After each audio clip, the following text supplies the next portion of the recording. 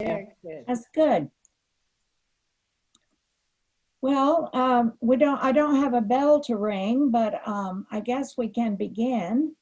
And can you all see Dr. Reverend Elizabeth Canham on your screen? Canham? I can. Okay. Yes.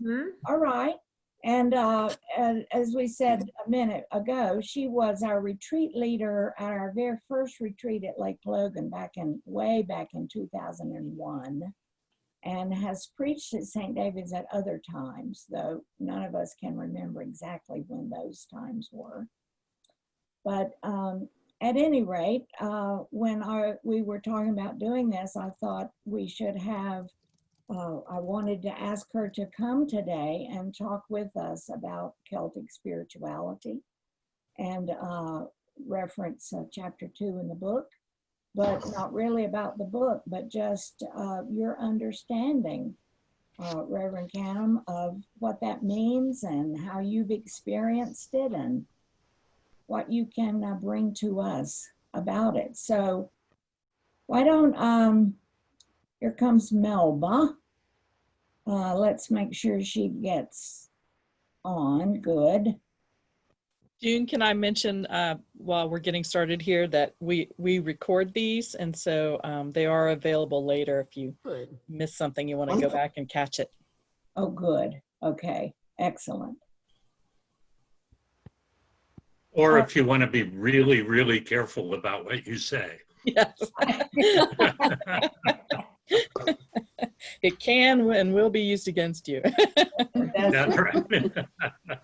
So Melba, her audio is muted. Maybe her video is as well. Kelly, can you tell? Let me try here. I've asked her to start it, so maybe she will. Okay. There she is. There she is. Okay, there she is. In that pretty blue and yellow room. Right. Melba, you're muted just in case you don't want to be. Okay. All right, Liz, why don't you just go for it here and talk to us a little bit, and then we'll see how it goes. We'll either interrupt you. We're bad to do that, you know. That's good. And or we'll just let you go on, and we'll come back to questions. But at any rate, the floor is yours. The Zoom is yours. But thank you. I appreciate you asking me. That's very trusting. I'm now at Deerfield Retirement Community in Asheville. Oh. So very, very different. Beautiful place. It's a wonderful place to be walking in. And it was that love for nature and for all that is created that first, I think, drew me into a love for Celtic tradition. So I don't want to talk for too long. What I would really like to do is just share a little bit of my journey, but then hear about yours. What is it that it draws you to these Celtic people and to that tradition within Christianity? I hope you can hear. I've already apologized for the fact that I have a desktop and the sound is not as good as it is on a regular, a regular computer. So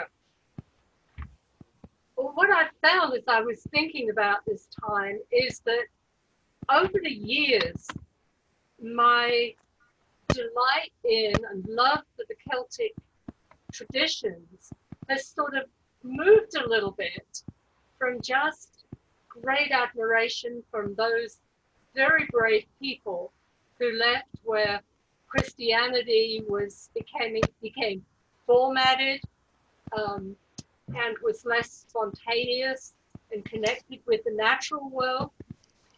And mine has sort of shifted, not only from that space, but for a passionate love for creation, which is right there all the way through.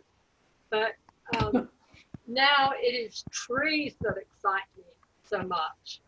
And I've already mentioned how beautiful it is here. So what happened for me was after I'd moved to the United States, I spent about 5 years working with a Benedictine community in South Africa,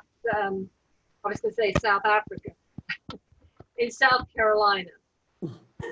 Some of you may know of the Order of the Holy Cross. Is anybody familiar with their work? Yeah, not. I had gotten to know them briefly when I was in New York City, and I was very drawn to community, and this is really how I got to know more about those early Celtic communities. People who recognized that although some of them love to be hermits and go off and find wild places to live out their Christian faith, they really got their strength from the communities that formed around them. And so I got fascinated, wanting to visit as many of those places as I could, and in the process, falling in love with Glendalough in Ireland, and with the wonderful hermitage way, way up in the mountains that nobody you would imagine could ever have gone into, but they did. So it was the connection with with nature and with creatures, with animals especially. The animal stories about the Celtic peoples just excite my soul because I love animals. Even the ones I don't love, I love. I'm a cat person. No, I don't own a cat. She owns me. She's sitting right here in my window, actually joining us this afternoon. And so they've taught me a lot about what we as a people in the United States of America are just beginning to get our minds around what is happening with the earth, with our climate, with our lack of respect for creation and all that God has gifted us with. So Benedict kind of started it off, and then I just felt this longing to start leading groups and got to know the British Isles in ways I had never known. I'd never been to Ireland until after I moved to the United States in 1981. So I don't know what else to keep saying. I think I want to pick up on where your connection is and what it is you love about these people. I love their writings, their honoring of the earth and all that God has made. So I'd love to hear some comments and questions, and if we can, have a conversation about it. Well, I certainly think that you've hit the nail on the head in both the things you've emphasized, nature and community. I think the COVID has been so very hard on us at St. David's, as it has on many people, because it's harder to keep that feeling of being connected. Sure. When you can't really see each other. We can't exchange the peace or sing together, right, or take communion together. It's just been very hard. Mm-hmm. And we've always referred to our church members as a church family. Right. And we really feel that way, that we are connected at a deep level the way family members are. Maybe and sometimes better than some family members are connected, sure, you know? Yeah. And so certainly that's been a strong point of ours. And then we manifest that in many different ways, everything from the way we share the peace. Sometimes it takes so long that we have to be shooed back into our pews. And then that we have a coffee hour afterwards, whether we have coffee or not, that we always do. And then the way we try to relate to the community itself in many, many ways, everything from giving money to tomorrow, some of us are going to put together backpacks for some of the Hispanic children who don't have the resources to get their own. And nature, I could go on about that forever. We have this lovely space up behind the church that in different times we've tried to really have a walking trail up there and places we could gather. Unfortunately, there's a lot of poison ivy there. And since we don't like to use the kind of chemicals it takes to get rid of it, it kind of eliminates us using a lot in the warm weather. But there are a lot of, several people from St. David's hike together on a weekly basis, or we did before COVID and will again, I'm sure. And some of us are even during COVID, smaller groups. And Now, I'm sorry, go ahead. no, that's good. We're with you. I've been wondering whether COVID offering to us an opportunity to really look at who we are and how we do church. I think we've done amazingly well with connecting as we're doing this afternoon. But at the same time, it's really stirred in me what it is that I really need from the church. And it's much more than saying the creed every week. I don't want to suggest that's a bad idea, but there are some other ways, including the way the Celts, the creed didn't happen until about the 4th century. So they weren't too caught up in that kind of ritual. And I do wonder if there's an invitation in what we've gone through to think very carefully about how we do liturgy. And I suspect that you guys are way ahead of a lot of us in the ways of thinking about that. There were a little group of just 4 of us here. We ran off into the woods a couple of Sundays ago and did a Eucharist there. We didn't tell the powers that be at Deerfield it was happening, but it was absolutely awesome to be, in the woods. We did have some wine. We had some bread that was very carefully not overtouched by hand, and we just shared what this meant to us. And that was such a rich experience. And I wonder if there aren't some more things like that we could claim from this time.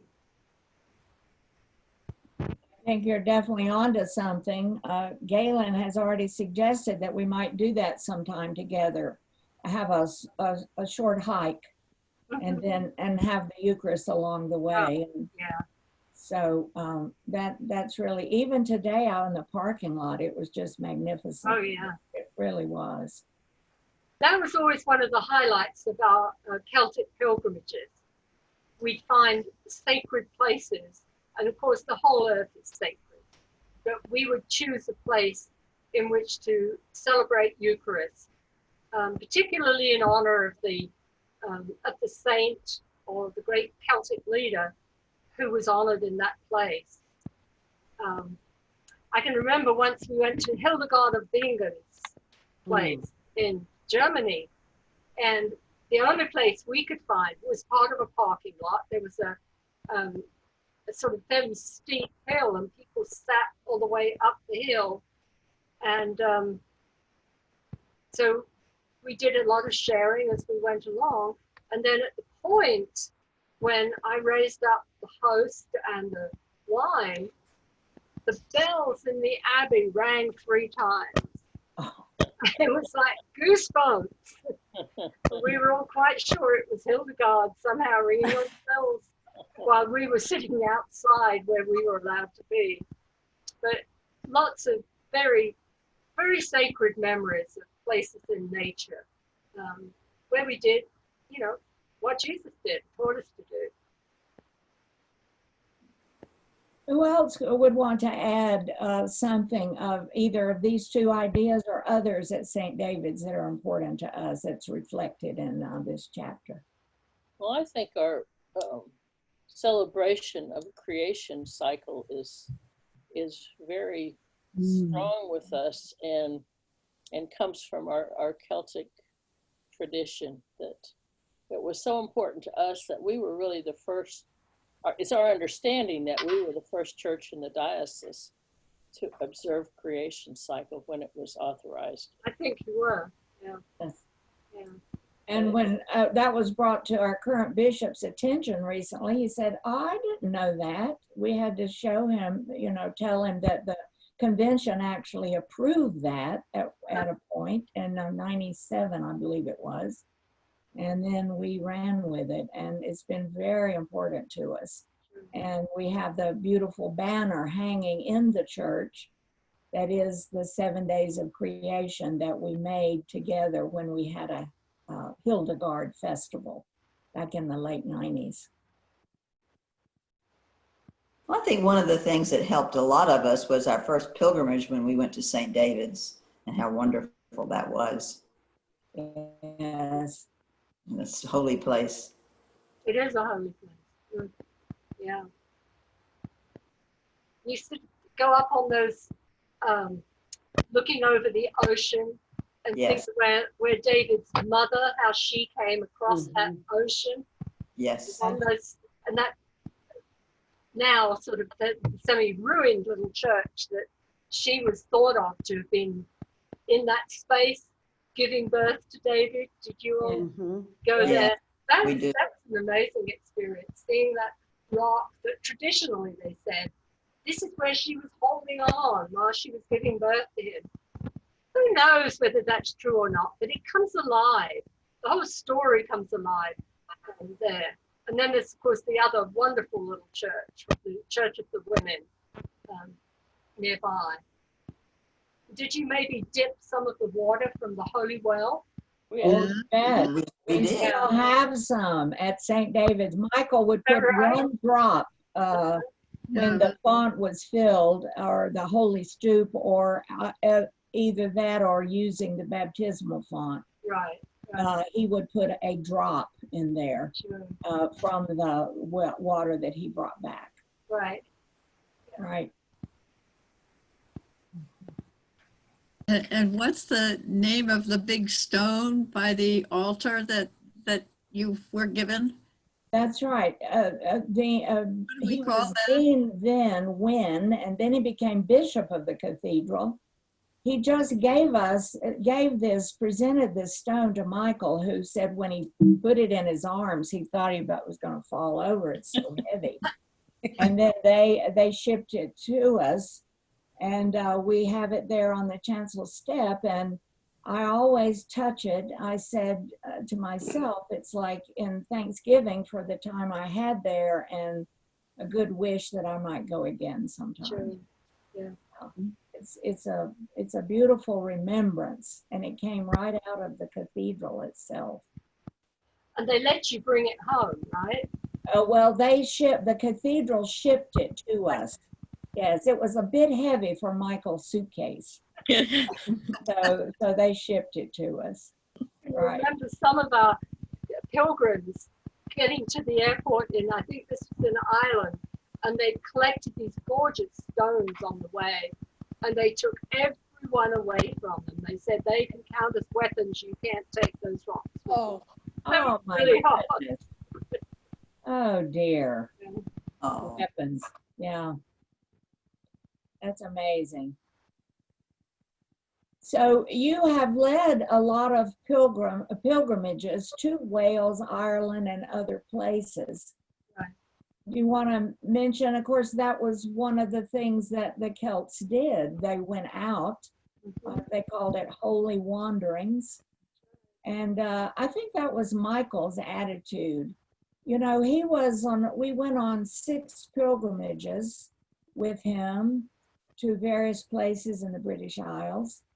And he was very laid back, I would say, on those trips. And he left it up to us to find the space and the time and the reflection that was good for us. We would have Compline and the Eucharist and things like that, but mostly he really believed in the holy wandering, and it was up to us to find that for ourselves. Yeah. Maybe that's another new thing, not necessarily new, but it's another thing to claim more and more in our life as a community, as a church.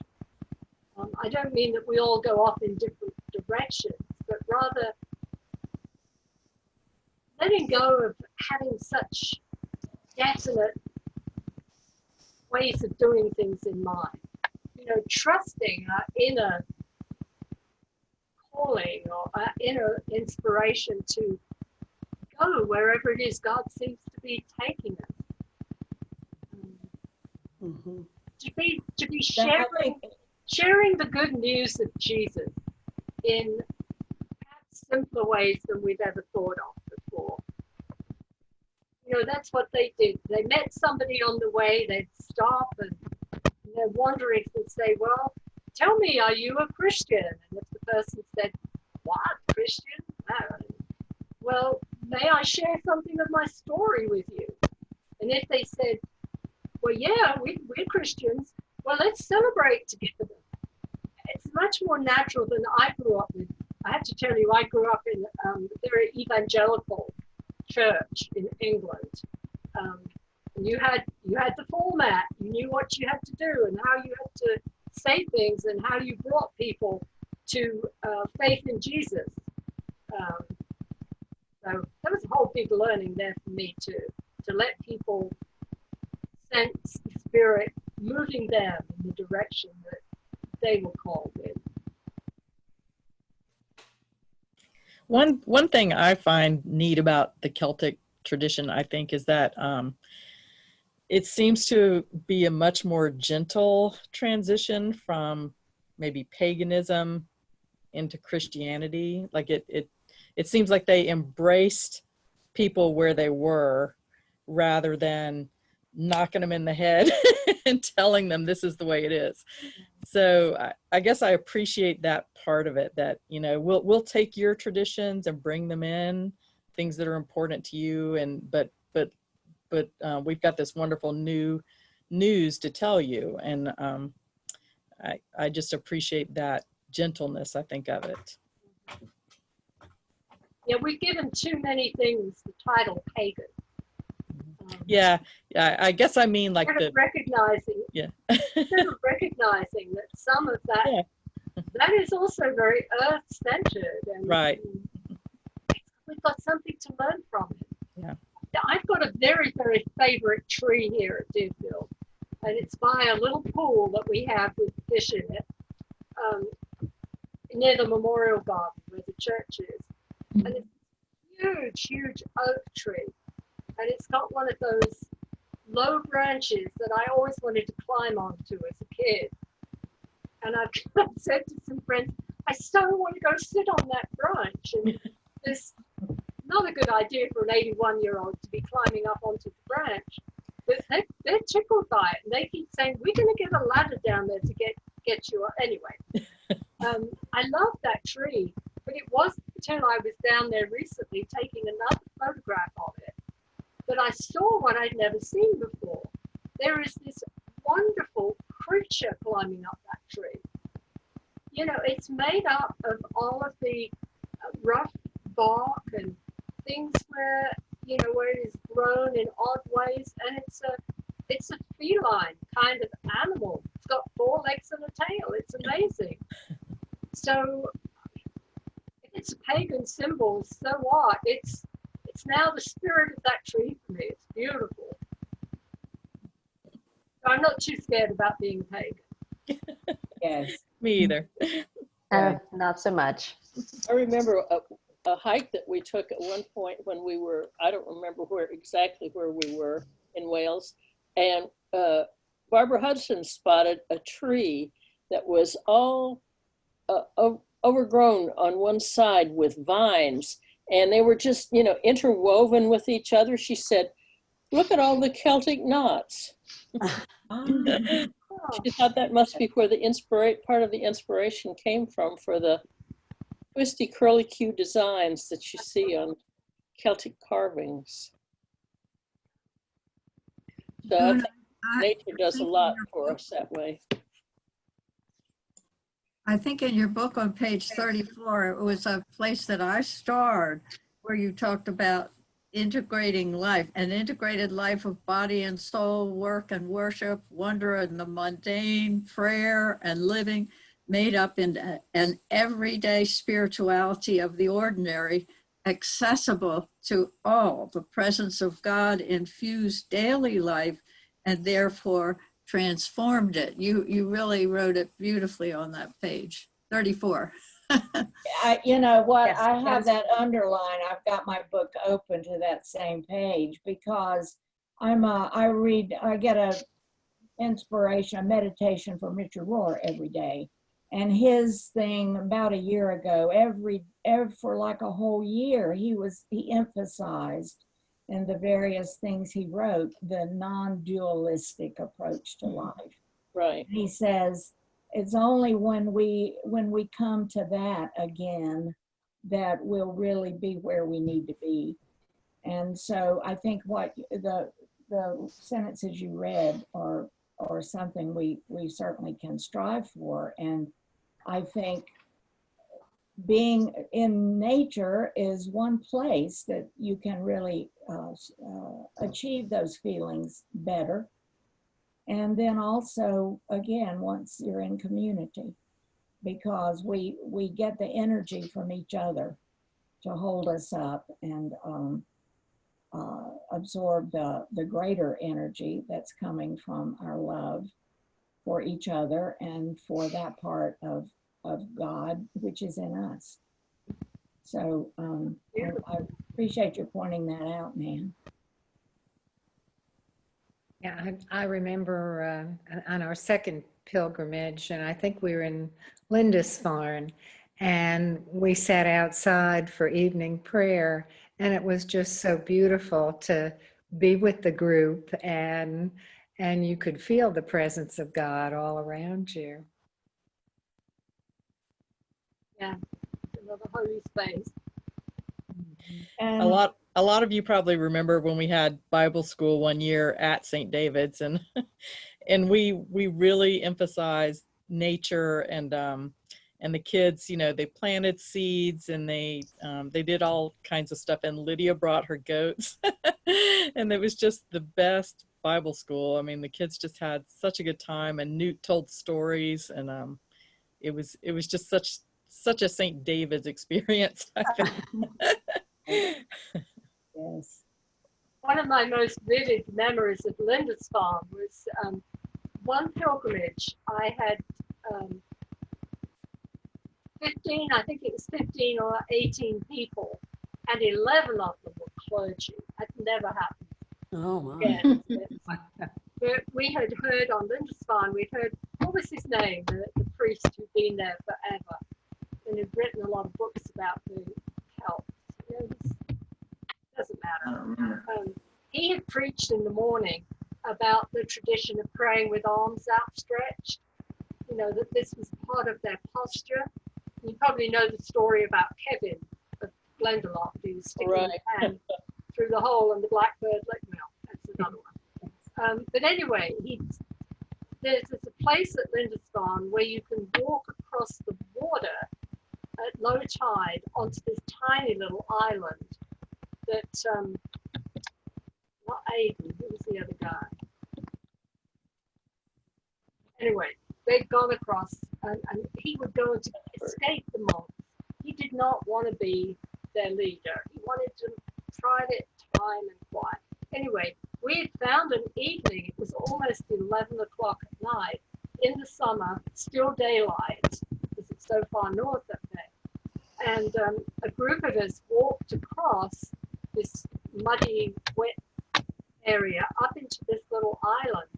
And it was such an awesome, holy moment. There were still birds flying home and making a sound that we couldn't do anything but to stretch our arms out and and we started singing songs of praise to God. Just it was Chazé, and it was all sorts of different songs, and it was probably one of the holiest moments of my life doing that.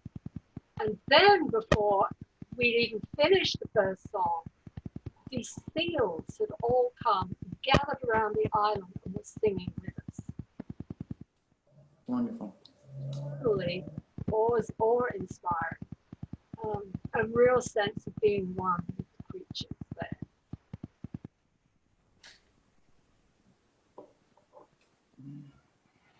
Pat or Steve, why don't you share just a word about our pilgrimage to Iona? Well, I was going to say that my most commented on picture one year was from the pilgrimage, and it was not evening prayer in the gloaming, but cocktails in the gloaming. But I think there's a certain sense of community for that one. And it was just so beautiful that evening. You know, the place we were staying was right on the water. Yeah, I'm not going to speak for Steve, but, you know, we have very limited experience with the whole Celtic thing.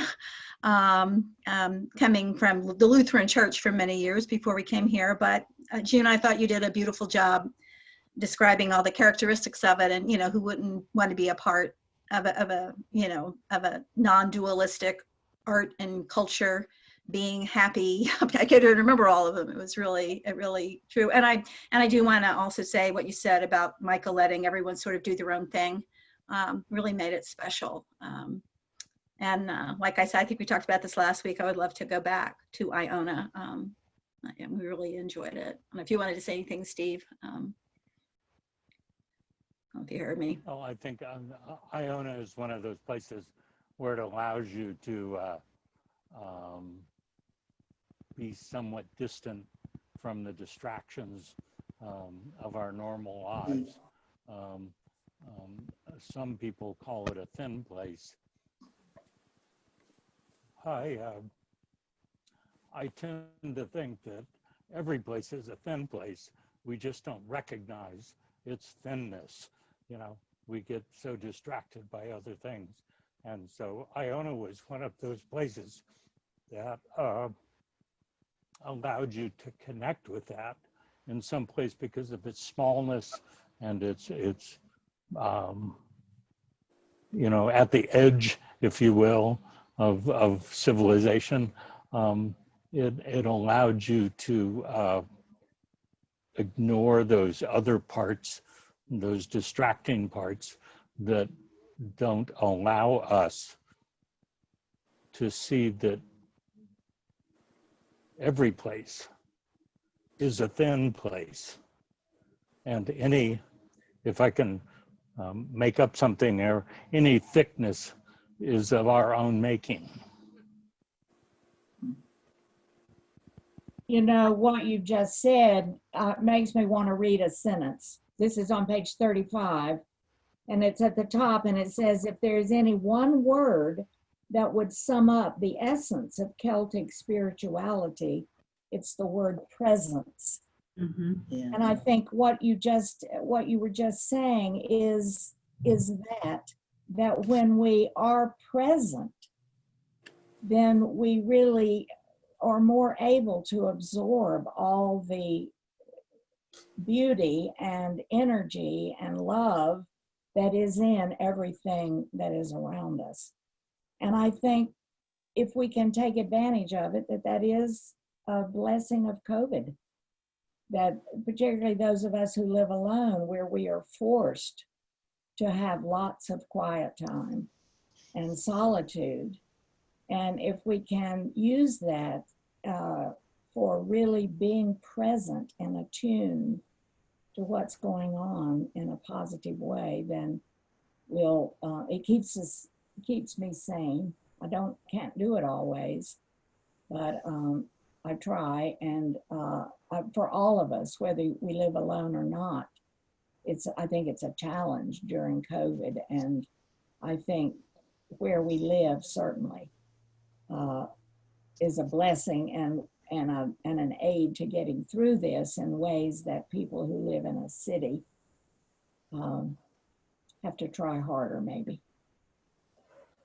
I was going to add too, and I don't think it made the difference, but all the people that lived on Iona said it was the most gorgeous weather they'd had the entire year. We just happened to, I think it rained one day or one afternoon, and the rest of the time it was just bright sunshine and blue skies, and it was just gorgeous the whole week. So that made it even more special. I think the bartender there, where we sort of found ourselves every day at 5 Yes. o'clock, I think he blamed the good weather, or said that we had brought the good weather to Yes, the St. David's. That's the cute pub. Yeah. Right. Who are some of the authors that you found really helpful in reading more about the Celts? Oh dear, I'm not good with those names right now. Do you have some recommendations? You know, John O'Donoghue? Yes. Yes. And one of his books that was published posthumously, called To Bless the Faith Between Us. It's Beautiful a book. series of prayers. It's absolutely beautiful. Prayers for almost any kind of event or time you could imagine. John Michael, what's his name? He keeps changing his name. John Michael. Well, any other suggestions that you have? Blank. There are a couple, but I'd have to take my computer and walk to the bookshelf and find the titles. So I don't remember titles and authors very well. So. Well, there is a lot out there now. I told you that I love trees, and I don't know even whether I can hold this up so that you can see this. This was a birthday gift, and it is absolutely beautiful. Trees from literally all over the world, a lot of them from Japan and those places, but starting off at the front with a good old southern pine. It's just beautiful. It's not a religious book as such, although many of the trees that are spoken of there are associated with different religious sites from many different traditions.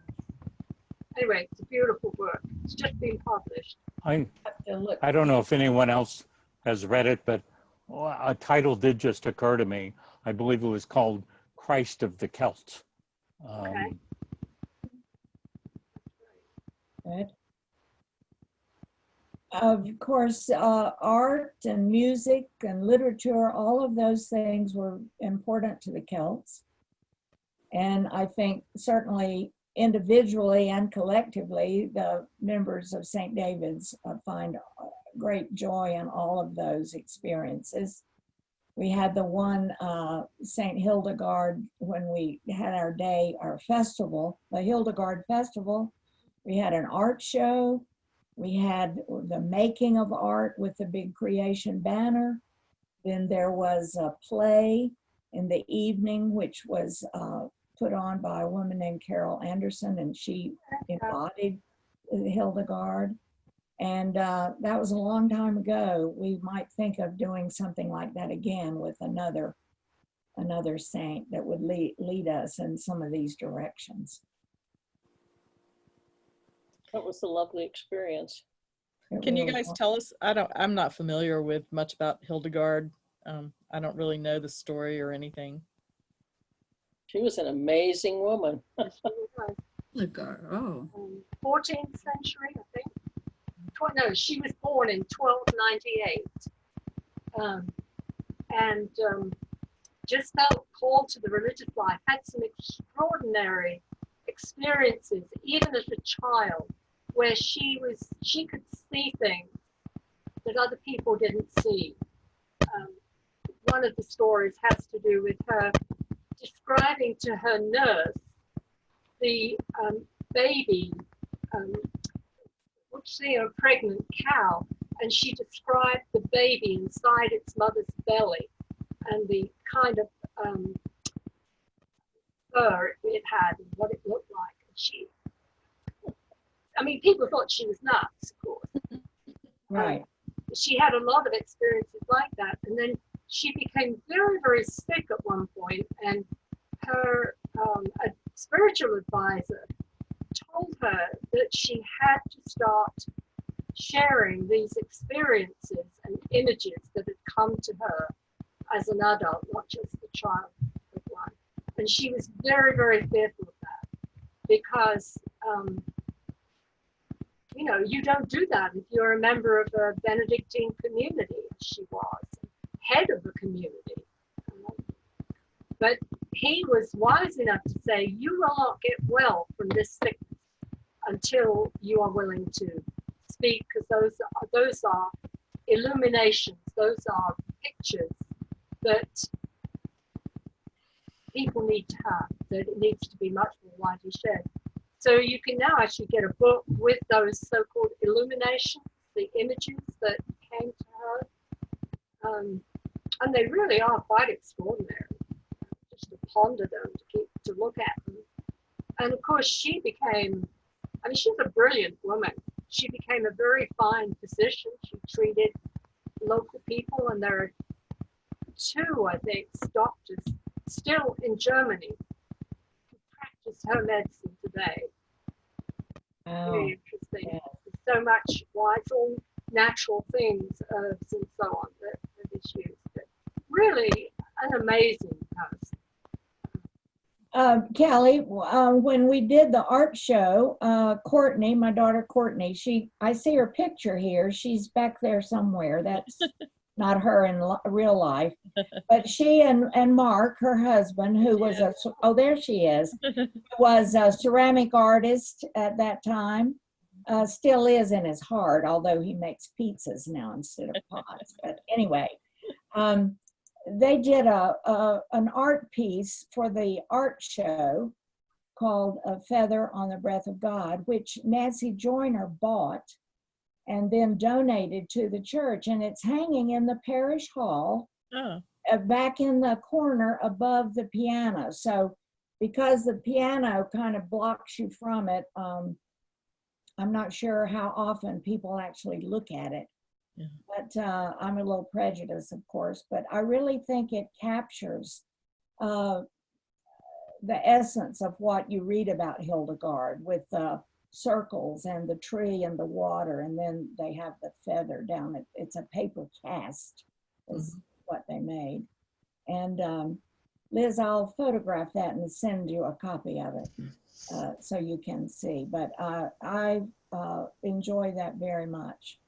The idea of being a feather on the breath of God, I'm not there straining at what I want to do and where I want to go, but I'm allowing the Spirit of God just to move me where the Creator wants me to be. That's a beautiful image. Yes, it is. Yes. Your book, Wise Trees, makes me think of Andrew Goldsworthy and Storm King. Do you all know that? One summer, Thomas and I decided we would make Goldsworthy art outside, and we would find the branches, the silver dollars, leaves, all sorts of things, and make little creations in the garden or on the lawn. But it was all inspired by Andrew Goldsworthy, who really is fabulous. He's got many books and films and so on. You know, when we were in the Lake District, and we were on a hike, and we didn't know this, but we stumbled upon one of his creations in a wall, and it was really great. And then we went to a park or an estate that had several of his pieces. That's right. That's right. I couldn't remember exactly. Was in the Lake District? That was in the Lake District too. Mm-hmm. Yeah. Very beautiful and arresting to your eye. And John says he has a picture of one of those. Yes. Did you come across trees in like Ireland and some of those places where the people had made their own little prayers and attached them to the trees? Yes. Totally pagan, of course. Right. Beautiful, absolutely beautiful. Right. I think we at St. David's enjoy being pagan from time to time. Yes. Well, the other thing about Hildegard, she was the abbess of the nunnery, or whatever you call it, the convent that she lived in, and she was an advisor to popes. They listened to her when she talked. She was a wise woman. Yes. She was a wise woman. And she wrote songs, hymns, beautiful hymns. Her music is wonderful. I remember being at the Abbey and asking one of the sisters who had a little English, how much do you as sisters, how much do you sing Hildegard's music? And she smiled and said, not very much. It requires a really deep knowledge of music and a giftedness with singing. There's a few sisters who do it on very special occasions. We did that once for Advent. Remember one time that, Nan, yeah. four Sundays of Advent with the Hildegard music, and it's available in the music collection at Western Carolina University's library. We have a wonderful collection of classical music there, and you have to transcribe it. It's like reading old language, but it was beautiful. Remember, Margot? And I do. We did the whole month of Hildegard, and I also have a great cookbook. She was into everything, but it's all in German, and it's wonderful descriptions of how and why to choose certain plants to eat, and she's great. That's terrific. Yes. I'll mention another thing that I love. It's the Book of Kells, and it's an animated movie. If you haven't seen that, it's beautiful. The art in it is just amazing. So I would recommend it if you have not seen that. I was just going to say about the Book of Kells. Margot, you help me here. When our Reverend Sherry Matson was our rector at St. David's, she went to Ireland and she went to see the Book of Kells. Mm-hmm. And how I remember that she talked about it was that they turned the page. You know, I've seen it myself. It's behind, of course, a glass case. You can't touch it. Mm-hmm. And the other thing that shocked me when I saw it, because I'd studied it in art history, you know, and the big slides up on the screen, it's this huge thing. Well, it's smaller than Time magazine, you know, it's little. But anyway, Sherry's, when she came back, she said they turned the page maybe every day and with some periodic timing. And then here's where I'm not clear what she said, if I'm remembering it right. Margot, do you remember? She said that, or Bill maybe would remember, that each day they had it dedicated, that page, to some diocese in the world of the Anglican Communion. And the day she saw it, it was dedicated to our diocese. Oh, wow. It was written under it. So that was really special. That was good. Any last words on the Celts? Well, Steve, looks like Steve put up a thing behind him that's no longer Sylva, North Carolina. Right. I see. I believe it's Iona. Yes, that might be Iona. It is from Iona. I'll get out of the way for a second. I don't see it. Oh, there it is. Yeah. Oh, look. Nice. Well done. That's wonderful. Thank you, Steve. Well, Liz, I guess you don't lead pilgrimages anymore. No, I'm not leading them anymore, but I love talking about them. Right. Is there any one that you've been on that maybe is not particularly Celtic that you would like to mention? That I'd like to mention, I didn't hear part of the question. Right, just that you would like to share with us a pilgrimage that you took that was very special to you.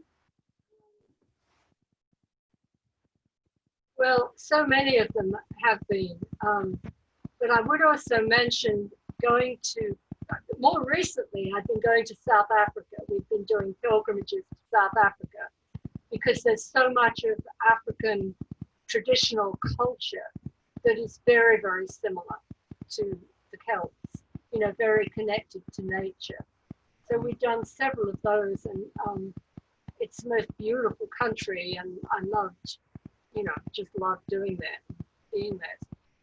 I did we've done several to Egypt, and we literally slept out in the desert under the stars, and never felt so close to the stars as I did then.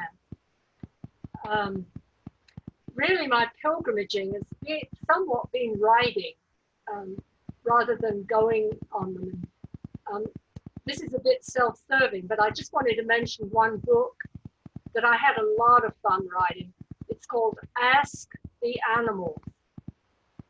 Ask the Animals. It comes from the book of Job, where those obnoxious friends of Job are telling him if he'd only get his act together and confess his sins and tell God he won't do any of the bad things again, then things would be all right.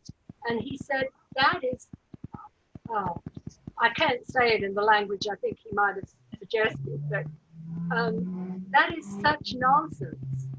I haven't done all these things that you suggest. And if you don't believe me that bad things happen to people, not because they've done being bad, but because it's part of life. If you don't believe me, go ask the animals. They know.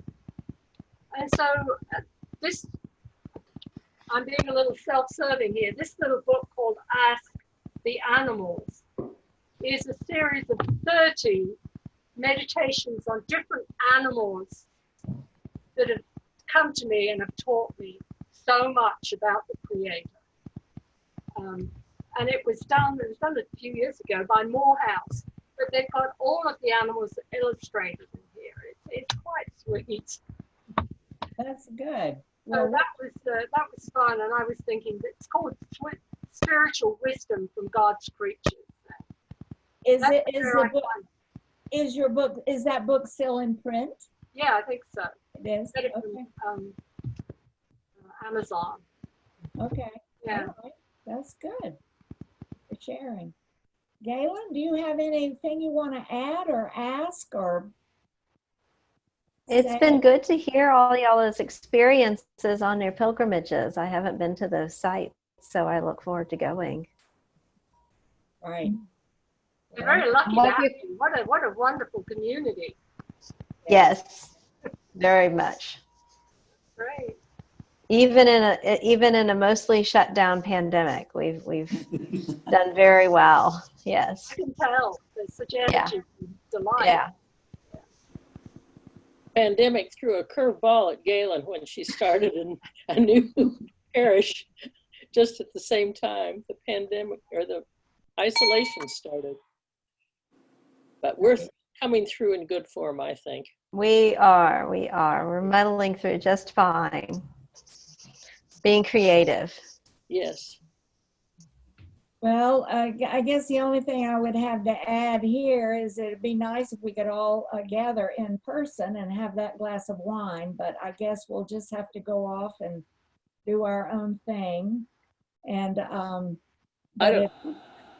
go ahead, Margot.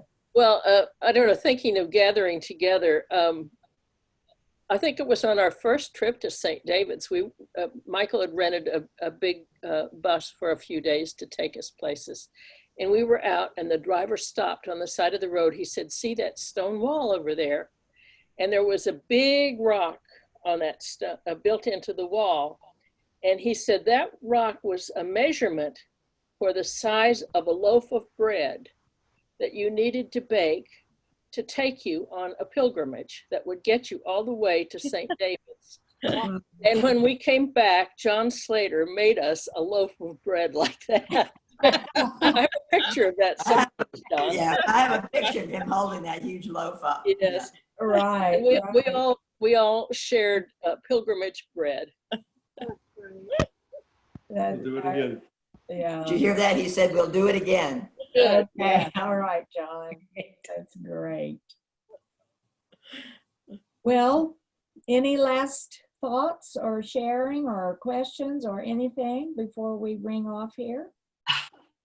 Well, June, I think you did a marvelous job with the book, and it's been so much fun for me to see all the St. David's faces. It's just been great. So, Right. Oh, thank you. I remember you rode with Newt and I on one of the pilgrimages. that's and, right. We had a great time together. We still all miss you. And We do. when we can get back in the church, I hope you'll come and visit us again. Absolutely. Right. Thank you for inviting me. It's been Liz, thank you so much for coming and being with us. We really appreciate it. I've enjoyed you. And This was if you great. get a wild hair and decide to go to Wales, do let us know. That's good to meet you, Liz. Okay. Thank you. Elizabeth, I have a question. You said it's do they allow visitors to walk around at Deerfield? Is that what you said? They don't at the moment, but yeah, I mean, once we're done with COVID, yes, they do. Okay. And so, yeah, I'd love to welcome a group here sometime. Yeah, that would be fun. Yes. Two of our, I don't know, maybe they're still parishioners, probably are. Yeah, Don and Frank. John Ross and Frank Lockwood moved to Deerfield about a year ago. Have you met? Okay. Have you You met? know, it's amazing. There are about over 600 of us. Oh, wow. So we don't necessarily get to know each other well. Right. But, Especially now. Of course, they hadn't been there that long, I guess. You Right. said, Margot, they moved about a year ago, so they'd only been there a few months when. Do you still don't get to go to the dining room for your meals? no, not at the moment. We have an option. They'll deliver a vegetarian meal, a main meal, or something else. Anyway, or you can create your own meal. So that's what I'm doing right now. Oh, yeah. Okay. That's good. Otherwise, it winds up there in the middle of the day in a plastic bag. Right. Not as appealing as something you pull out of the oven in your apartment. Yes. I understand. But it's a wonderful place, and I'm very grateful to be here. They really do a great job. That's good. Yeah, that would be fun. Maybe when this is over, we'll come for lunch. Let you do a little walk around with us. Yeah, that'd be great. And see who can maybe hide and climb up on the tree. Yeah. Yes. We'll bring a ladder, Liz. We'll bring a ladder Bring with the us. ladder. That's We'll bring a ladder when we come. Yes. okay. You're right. So we can have communion. Yeah, right. Yes, that would be great. Okay. For sure. All right. I guess All right, Thanks, June. Thank we'll you, bring June. off. I hope Okay. we have another Thank you. book picked out for the future. We'll We try enjoyed to. Well, I'm sure we will. All right. Well, I'll mention for those of you who might not be on the page, we're talking about getting together and doing a virtual Camino walk. And you don't have to walk if you'd rather meditate or pray or do whatever, read poetry. But we were planning to get together occasionally and talk about our goals and read from Newt's book. So for Oh, how lovely. when they went on the Camino. So those of you who'd like to join, we've been talking about it, but we'll shoot out emails and things once we have a better plan. So. Okay, maybe Kelly, you could put it in the coracle when you kind of have it solidified. So those who don't use Facebook would know. Yeah. Yeah, that'd And be great. Courtney's offered to sort of lead and read Newt's poetry to us too. So that'll be awesome. We've There got- she is. There she is. In the Can anybody hear? I Can sent, anybody hear me? I sent an email to you, Mom, about some of the possibilities, and I don't have Kelly's email or anybody's email really, but you could send that out to anybody who's interested. Okay, I'll send it to Kelly and let her, since she's kind of, it sounds like she's the leader here, maybe a little bit. Keep it all together. That'd be great. Thank you, Courtney. I'll be the point of contact. Did you have a question, Bill? Yes, I did. I want to have a comment. Yes. Since this is our last session regarding June's book, I just want to say to say to June, what a wonderful job you did, June, and not only terrific job of researching, but also putting it together and making sense of it all. But first of all, just finding all the original material that you had to find was a tremendous job. I know it took years for you to do this. And I just think you did a terrific job in producing this book, June. And it really is a terrific effort. And I know how many people at St. David's and beyond St. David's appreciate it. And so thank you very much for what you have done. Thank you. Amen. Thank you. Agreed. Thank you. It's such a treasure to have it too, you know, for the future. Yeah, I think it is, because there are things we forget, and stories that still need to be fresh in our mind, even though we don't necessarily tell them over and over. But to read them, I have to say I've enjoyed rereading it, because I hadn't read it since really I finished, or certainly since we did the book signing at church. It was the last time I'd really read any in it. And so I enjoyed rereading. I thought, wow, did I write that? Sometimes I would think that. Other times I would think, oh, I could make this better if I did it again, you know, so it's one of those. But anyway, I'm glad you all read it, and hope you enjoyed it, and I hope somebody will write another one someday. Maybe not wait 100 years this time. And certainly the records will be more accessible than they were to me. Yes. Yeah. Okay. All right. All right. Bye all. Bye-bye. Enjoyed it. Bye, everyone. All right. Thank you. Bye, Kelly. Bye. Bye. Bye-bye.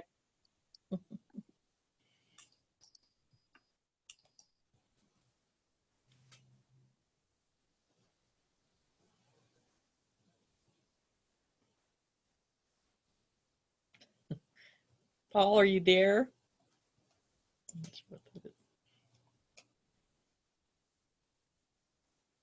Oh. Bye-bye.